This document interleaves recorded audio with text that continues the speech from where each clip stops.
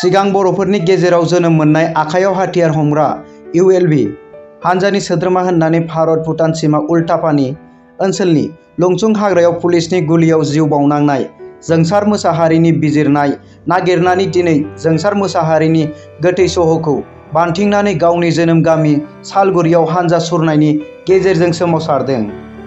ओनसोलनि रायजो राजाफोरजों लोगोसे क'क्राझार जिल्लानि सिङाव थानाय माखासे गोजौसिन फरायसालिफोरनि फरायसाफोरनि बाहागो लानायाव बे हानजा सुरनाय हाबाफारिया मैखोमै दोहौ सोमजिदों। आसाम सरकार हाय हाय, आसाम पुलिस हाय हाय, न' जास्टिस न' रेस्ट बायदि स्ल'गाननि गेजेरजों सोमावसारदों बे हानजा सुरनाया।